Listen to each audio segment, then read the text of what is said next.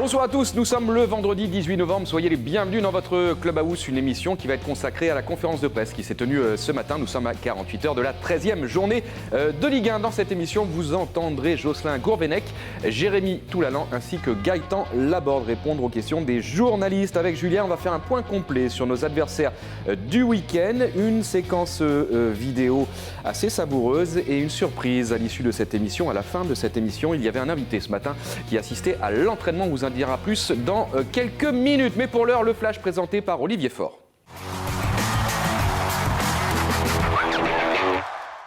Bonjour Emmanuel, bonjour à tous, ravi de vous retrouver pour les dernières infos des Girondins. Vous les voyez derrière moi à l'entraînement ce vendredi matin, dernière séance en public avant le déplacement du côté de Guingamp pour la 13e journée de Ligue 1. Coup d'envoi de la rencontre ce dimanche à 15h. On rappelle les blessés, côté bordelais, Touré, Maurice Belay, Ounas sont donc blessés. Palois, lui, est suspendu pour cette rencontre. Et puis notez que Cédric Carasso s'est blessé lors de cette séance d'entraînement ce vendredi matin. On en saura un petit peu plus sur l'état de cette blessure dans les jours qui viennent. Et puis Valentin Vada est lui malade, il est rentré chez lui ce vendredi matin.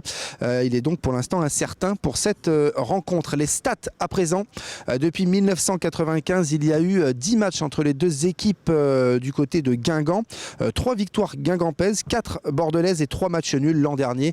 Bordeaux s'était imposé là-bas 4 buts à 2. Un mot pour vous dire que l'arbitre de la rencontre sera monsieur Tony Chaperon.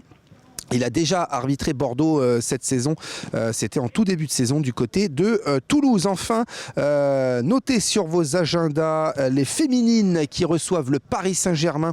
Ce sera ce dimanche à 16h30 au stade Sainte-Germaine du Bouscat, et la CFA2, les hommes de Patrick Battiston de son côté qui reçoivent Bayonne. Ce sera demain soir, là aussi au stade Sainte-Germaine du Bouscat. Voilà pour les dernières infos, Emmanuel.